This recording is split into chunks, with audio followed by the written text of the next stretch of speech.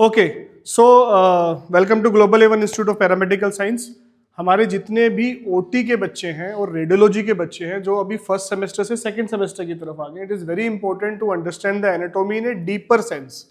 कि स्टार्टिंग के अंदर हम एनाटॉमी में सिर्फ बताते हैं, फॉर एग्जांपल स्केलेटल सिस्टम की अगर हम बात करते हैं तो स्केलेटल सिस्टम में बताते हैं कि किस तरीके से डिफरेंट बोन्स है, किस तरीके से हमारा एक्सियल स्केलेटन है, हमारा एपेंडिकुलर स्केलेटन है, किस तरीके से हमारे अपर लिम्स हैं, लोअर लिम्स हैं, उसके अंदर कौन कौन सी बोन्स हैं।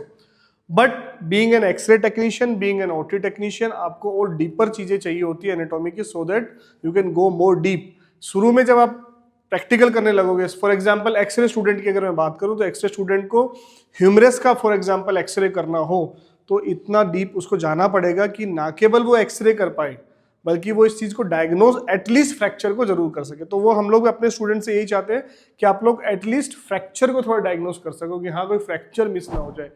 ये कभी भी एक रेडियो टेक्नीशियन से या ओटी टेक्नीशियन से एक्सपेक्ट नहीं किया जाता कि वो ट्यूमर डायग्नोज कर ले, वो ऑस्टियोपोरोसिस डायग्नोज कर ले, ऑस्टियोआर्थराइटिस डायग्नोज कर ले, नहीं, ये काम तो सर्जन का, डॉक्टर का है। लेकिन एटलीस्ट एक इस लेवल पे स्टूडेंट को आना चाहिए कि वो ट्रॉमा जरूर डायग्नोज कर सके, हाँ यहाँ पे फ्रैक्चर है, क्योंकि अगर एक फ्रैक्चर मिस होता है तो प्रॉब्लम होती है। दूसरा, बहुत बार अगर आप पेरिफेरी में काम कर रहे हो, आपने रेडियोलॉजी किया, उसके बाद पेरिफेरी में काम करने चले गए और आपने अपना सेटअप भी लगा रखा है, या पेरिफेरी में आप इवनिंग के अंदर काम कर रहे हो, दिन में डॉक्टर है, शाम में डॉक्टर नहीं है, तो कई बार पेशेंट भी आपसे पूछेगा कि इसमें फ्रैक्चर है क्या, चोट लग गई क्या।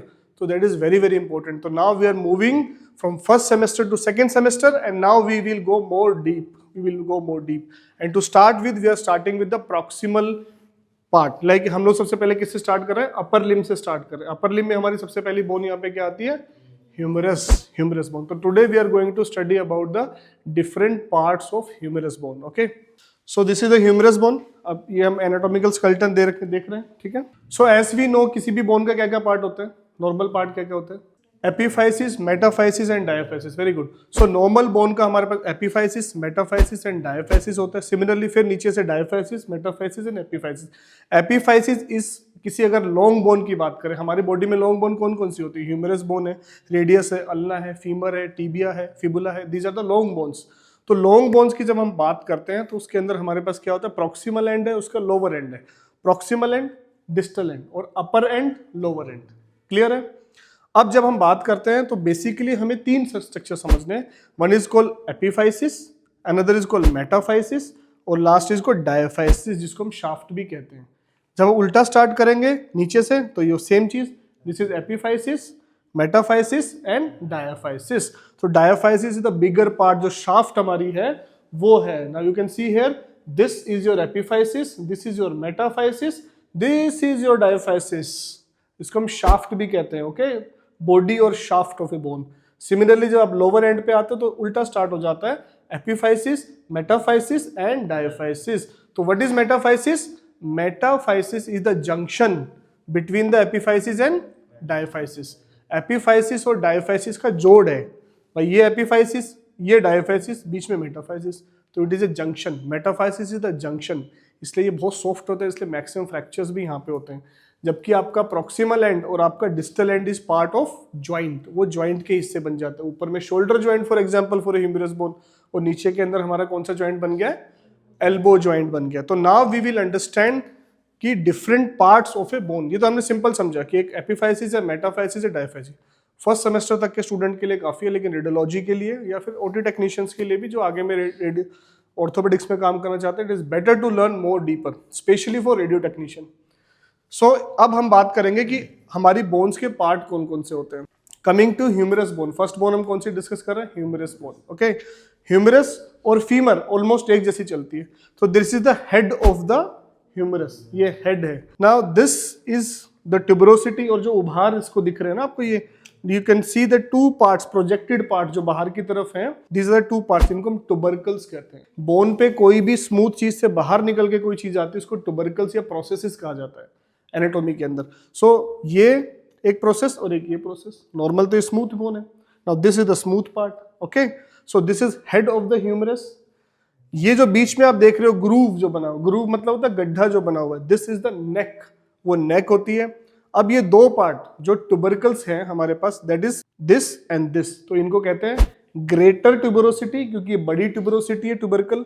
ये इसका opposite lesser tuberosity, very simple. तो ग्रेटर यानी कि उसका साइज बड़ा है तो ग्रेटर ट्यूबरोसिटी, दूसरा जो अंदर की तरफ है जो आपको यहाँ पे दिखाई नहीं दे रहा, दिस इज लेसर ट्यूबरोसिटी, वो से छोटी है। Okay, so there is a head of the humerus, there is neck of the humerus. हालांकि उन्होंने लिखा एनाटॉमिकल नेक, पर आपको एनाटॉमिकल या surgical neck, there is two types of neck, humerus की दो नेक होती है, एनाटॉमिकल एंड सर्जिकल, पर हमें उतना डिटेल में नहीं जाना, that is for orthopaedic surgeons की एनाटॉमिकल नेक है, सर्जिकल नेक है। आपको ये समझना है, एक हेड है, सर है तो हमारी गर्दन है, तो head and neck. These are the two prominence tubercles, greater tuberosity, lesser tuberosity, greater tuberosity and lesser tuberosity। तो हमें रटने की बात नहीं है, कोई भी चीज बाहर निकल के हड्डी से बाहर है तो उसको ट्यूबरकल कहते हैं, प्रोसेस कहते हैं। उसी तरीके जब आप नीचे फीमर में जाओगे तो वहां पे ग्रेटर ट्रोकेंटर, लेसर ट्रोकेंटर, तो वो ट्यूबरोसिटी को वहां पे ये कहते हैं। Clear? Now this is the shaft, ये शाफ्ट हो गई।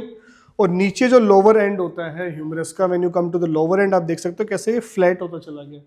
ये जो पार्ट होता है, एक चीज बाहर की तरफ निकली and you can feel in your elbow also, आप अपनी एल्बो में फील करोगे अंदर की तरफ, देखो एक वो है प्रोमिनेंट सी पार्ट, दिस इज अंदर की तरफ है, तो क्या बोलेंगे? मीडियल एपिकोंडाइल, एपिकोंडाइल, तो मीडियल एपिकोंडाइल, तो इसका अपोजिट क्या होगा? Lateral epicondyle. सो एंड में जो पार्ट्स आ रहे हैं, दीज पार्ट्स, ओके, क्लियर है? ये चीज नहीं, these parts, ये जो उभार आ रहे हैं पूरे, so this is the medial epicondyle and ये lateral epicondyle। medial epicondyle लंबा होता है, डाउन जाता है, इसलिए आपको फील हो रहा है। lateral epicondyle straight होता है, you can feel here, this is the lateral epicondyle। clear? so head, neck, greater tuberosity यानी कि greater tubercle, lesser tuberosity, lesser tubercle, shaft, and there is the lateral epicondyle and this is the medial epicondyle, this part is the medial epicondyle। अब ये देखो इसके सामने में क्या है, now what are these parts, this, तो ये दो चीजें होती हैं, क्या क्या उन्होंने क्या, capitulum and another is trochlea, capitulum and the trochlea. तो ये जो प्रोमिनेंट पार्ट है ये ह्यूमरस से आगे की तरफ जा रहा है। अब देखोगे if the plane of humerus is this, तो आगे की तरफ हड्डी बन जाती है, और बहुत कॉमनली ये मिस हो जाती है, बहुत बार तो सर्जन से भी मिस होती है, ठीक है ना। सो this is the capitulum and this is the trochlea. ये देखिए यहाँ पे क्या है, हेड ऑफ द ह्यूमरस के साथ। सो यहाँ पे क्या क्या पार्ट होगा, see this is the capitulum and this is the trochlea. क्यों ऐसा बनाया गया है? अगर आप ध्यान से नीचे इसके रेडियस के हेड को देखते हो तो कैसा है, अंदर में कनकेव गड्ढा है। सो जो आपका ज्वाइंट होता है ऐसे स्मूथली है तो फिक्स हो रहा है, इसके साथ ऐसे मूव करता है पूरा का पूरा। ओके, तो इस तरीके से बनाया गया है कि जब आपकी एल्बो की मूवमेंट होगी तो इसके साथ मूव हो, ठीक है। सो रेडियो कैपिटुलर ज्वाइंट, क्या बोलते हैं, रेडियस और कैपिचुलम, तो ज्वाइंट का नाम क्या हो गया, रेडियो कैपिटुलर ज्वाइंट। आप जो एल्बो ज्वाइंट की बात करते हैं उसके अंदर तीन पार्ट हो गए, तो रेडियो कैपिचुलम, ठीक है। दिस इज योर अल्ना, तो ये क्या है, ट्रोक्लिया, तो अंदर आगे की तरफ जो प्रोमिनेंसेस आते हैं, this is trochlea. Okay, and these all are fossa, जो किसी भी हड्डी के अंदर गड्ढे दिखाई देते हैं उनको हम फोसा कहते हैं। तो there are three type of fossa, देखो, रेडियल फोसा, रेडियस की तरफ रेडियल फोसा, सेंटर की तरफ देखेंगे तो कोरोनोइड फोसा। कोरोनोइड फोसा कैसे, बिकॉज अल्ना के इस पार्ट को कोरोनोइड कहते हैं, तो इसके साथ ये टकराएगा बाद में, देखो, सी, समझ में आया बात? अब दैट्स वाई इसका नाम क्या है, कोरोनोइड फोसा। और पीछे की तरफ अपनी हड्डी को ऐसा करके देखो, यहाँ पे एल्बो के पीछे, दिस इज ओलिक्रोनोन। ओलिक्रोनोन कहाँ पे आर्टिकुलेट होगा, देखो, ओलिक्रोनोन कहाँ पे आर्टिकुलेट हो रहा है, सी दिस, ये गड्ढा है। सो ऐसे जाएगी ना ज्वाइंट, अगर मान लो ये बनाया नहीं होता तो आपको एल्बो वही नहीं कर पाते, हिट हो जाती, ब्लॉक हो जाती। दिस इज कॉल्ड ओलिक्रोनोन फोसा, तो गड्ढा जो है that is called fossa.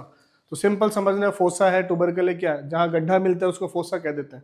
Radial की तरफ तो रेडियल फोसा, कोरोनोइड से जो अटैच करेगा तो कोरोनोइड फोसा, ओलिक्रोनोन से अटैच करेगा तो ओलिक्रोनोन फोसा। क्लियर है? So simple. So anatomy is basically about the words and you need to understand the words. अगर आपको वर्ड्स समझ में आ जाएगा तो पूरी एनाटॉमी बहुत ही इजी हो जाती है। This is in short about anatomy of humerus. क्यों इंपॉर्टेंट है? बिकॉज अब मान लो फॉर एग्जाम्पल, अभी तो एक बार फिर again we will summarise. So head of the humerus, neck of the humerus, there is greater tuberosity, lesser tuberosity, shaft of the humerus, then there is lateral epicondyle, medial epicondyle, this is capitulum and here it is trochlea. These are the fossa, दो आगे एक पीछे की तरफ है, ये back से देख रहे हैं। ओके, देखो क्लियर है? ये ग्रूव वगैरह आपको नहीं समझना है, तो this is the important picture which you need to understand. Now why it is important, अब मान लीजिए फ्रैक्चर आ गया, और अगर यहाँ फ्रैक्चर हो गया तो क्या बोलोगे? Fracture shaft of humerus. Fracture shaft of humerus, shaft का है ना, ऊपर की तरफ हो गया तो क्या बोलोगे? फ्रैक्चर प्रॉक्सिमल ह्यूमरस, सिंपल बोलने में। नीचे की तरफ हो गया, शाफ्ट से नीचे यहां कहीं पे हो गया तो नीचे को क्या बोलते हैं? Distal, simple.